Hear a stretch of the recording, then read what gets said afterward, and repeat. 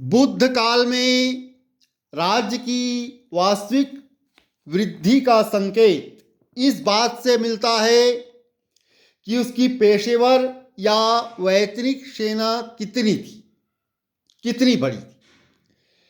सिकंदर के आक्रमण के समय मगध के नंदवंशी राजा के पास 20,000 घुड़सवार सैनिक, 2 लाख पैदल सैनिक, 2,000 रथ और लगभग 4,000 हाथी थी।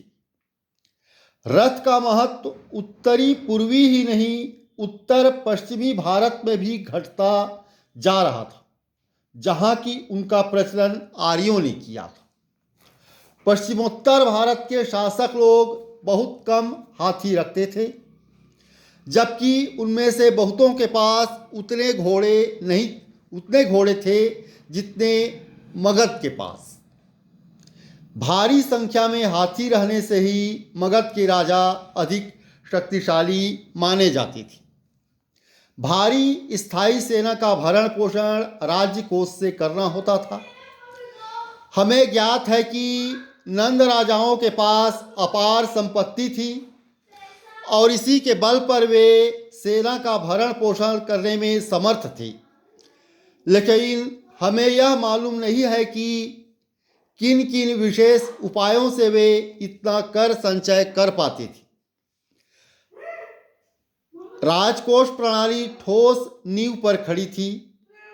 योद्धा और पुरोहित अर्थात क्षत्रिय और ब्राह्मण करों से मुक्त थे और कर का सारा बोझ किसानों के सिर पर था, जिनमें अधिकतर वैश्य या गृहपति थी। बलि, जो वैदिक काल में कबीले के लोग अपने अपने सरदार को स्वेच्छापूर्वक अर्पित करते थे, बुद्ध के युग में आकर किसानों द्वारा अनिवार्य रूप से देय हो गई और इसकी वसूली के लिए अधिकारी नियुक्त थे, जो बलि साधक कहलाते थे।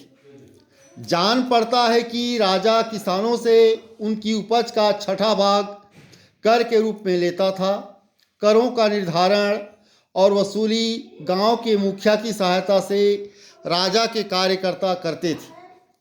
लेखन के प्रचलन से कर निर्धारण और कर संग्रह में सुविधा होगी। आहत मुद्राओं की अनेकानेक निधियों के मिलने से यह प्रकट होता है कि भुगतान नगद और जिन्स दोनों रूप में होता था। पूर्वोत्तर भारत में कर धान के रूप में चुकाया जाता था। इन करों के अतिरिक्त किसानों को राजा के काम में बेगार देना अर्थात मुफ्त में कार्य करना पड़ता था। जातक कथाओं में आया है कि कर के दुर्वाह भार से बचने के लिए किसानों ने राज्य छोड़ दिया। शिल्पियों और व्यापारियों से भी कर वसूला जाता था। शिल्पियों से महीने में एक दिन राजा के काम कराया जाता था और व्यापारियों से उनके माल की बिक्री पर चुंगी वसूली जाती थी। चुंगी वसूलने वाला अधिकारी शौल्किक या शुल्काध्यक्ष कहलाता था। जनपद राजाओं ने पूर्व की सभा और समिति को समाप्त कर दिया। इस तरह की जनसभाएं उत्तर वैदिक काल में ही लुप्त हो गई थीं। चूंकि ये सभा समितियां कबायली संगठन थीं, इसलिए ज्यों-ज्यों कबीले विघटित होकर राज्य में विलीन होते गए और अपनी पहचान खोते गए, त्यों-त्यों उक्त संगठन शिथिल होते गए। कबीलों का स्थान वर्णमूलक और जाति मूलक समुदायों ने लिया। इसलिए स्मृतिकारों ने जातीय नियमों और कुलाचारों को समुचित महत्व दिया। फिर भी ये नियम सामाजिक विषयों तक ही सीमित रहे। जनसभाएं ऐसे छोटे छोटे राज्यों में ही सफल हो सकती थी, जहां कबीले के सभी सदस्य आसानी से जुटाए जा सकते थे, जैसा कि वैदिक काल में संभव रहा होगा। कोसल और मगध जैसे बड़े बड़े राज्यों के उदित होने के बाद ऐसी बड़ी जनसभाएं आयोजित करना संभव नहीं रहा, जिनमें विभिन्न सामाजिक वर्गों और साम्राज्य से विभिन्न भागों के लोग जुट सकें। महज आवागमन की कठिनाई ही इतनी थी कि नियमित बैठकें नहीं की जा सकती थीं और पुरानी जनसभाएं कबायली थीं। अतः नए राज्यों में बसे वैदिकेतर कबीलों को उन सभाओं में स्थान नहीं दिया जा सकता था। इस तरह परिवर्तित स्थिति पुरानी जनसभाओं के टिके रहने के लिए अनुकूल नहीं थी।